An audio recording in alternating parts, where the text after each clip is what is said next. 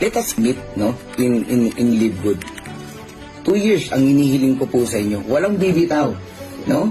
Walang bibitaw. No time for negative. Huwag nyo entertainin yung mga taong naninira sa inyo or umaayaw sa inyo. Yan, nagsisimula tayo. Ang sabi, hindi raw tayo tatagal. Ngayon po, 1 taon na ang Live Good. Nag-birthday na ang Live Good noong December 13. So, 1 taon na. Magugulat ka na lang, 2 taon na, 3 taon na, 4 na taon, 5 taon na. Ang tanong, nasa ang pwesto ka? Doon sa nag-iisip pa rin o yung pwesto na nandun ka na nasa kasaganaan kasi nagdesisyon ka na gawin ang Live Good ng tuloy-tuloy. So, don't forget, no, to set up your mind. No, limutan mag-set ng inyong goal.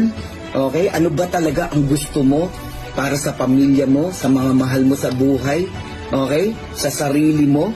Ayan, pangarap niyo bang magkaroon ng bagong dream house, bagong sasakyan, makapag-travel sa ibang bansa? Ilagay niyo yan sa dream board niyo. At lahat yan ay matutupad. Alright? So, don't forget to pray and magpasalamat, no, sa ating poong may kapal na may gawa ng lahat. Naniniwala ako lahat po na nangyayari sa atin ngayon dito sa Live Good ay biyaya po ng ating Panginoon.